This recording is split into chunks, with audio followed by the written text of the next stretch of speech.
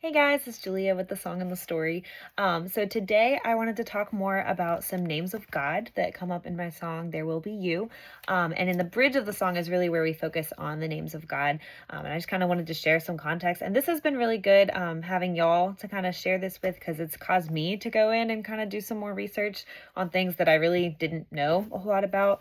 God is so good because I was telling my mom when I wrote this song, I sort of knew what these names of God meant, and I honestly just picked words that would kind of fit in with what I thought sounded good in the lyrics, without really knowing like the depth of what they mean.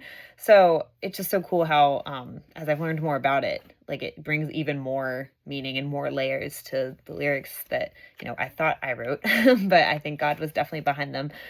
So anyway, I just wanted to share some of the things that I found with you guys. Today's video, I'll focus on the name Elohim. So the name Elohim is the name that is used in Genesis 1 that kind of has the connotations of God as king and creator. And the book that I kind of used as a reference, in addition to just my regular commentaries, was The Power of God's Names by Tony Evans. There's lots of resources out there, I'm sure, but I liked how he kind of broke these down and just kind of walked through scriptures with each one. So just real quick, I'll give you my recap on the name Elohim. So Elohim is the idea that God is creative and powerful. Genesis 1, in the beginning, God created the heavens and the earth. That version of God, that name that we see, that's Elohim. And so there were so many things we could unpack with this, but Tony Evans really summed it up well in his book. So there's a couple just quotes I want to read you guys because he can say it better than I can. But he says, too often we get hung up trying to figure out the answer to our problems. Rather than trying to visualize how God is going to straighten out your situation, tweak your trials, or fix your failures, remember his name. Elohim can create something out of nothing. He's done it before, and he continues to do it to this day. After all, he created worlds just by speaking them into existence. So in the song, There Will Be You, I say, at the feet of Elohim, all doubt falls to its knees. And again, admittedly, I just picked that name because I thought it had a cool sound of God as king. But when you think of it as God as the almighty creator who spoke the world into existence just by giving the word, and then we think about our doubts and our problems and our stresses before that, God is just, it does really put things in perspective. And it really is so encouraging just to remember the name of God.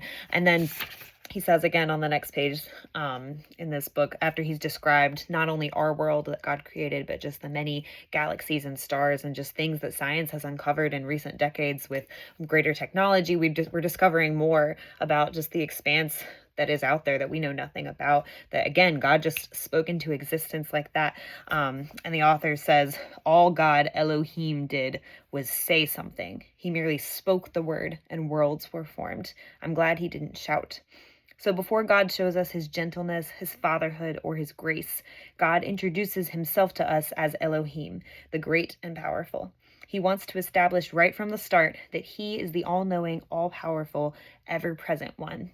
So I hope that kind of gives you a little more perspective. Obviously, there's so much more we can unpack. I'm just trying to keep these a little shorter. But Elohim, the creator God, as we're kind of focusing on just having God as our anchor and his character as our refuge for our future, remember that Elohim, the great creator of the world who just spoke everything into existence, is the one that also sees you and is holding your heart and holding your future. So let all of your doubts fall to their knees before this awesome God who works in ways we sometimes don't understand, but who sees us and who has everything under in the palm of his hand.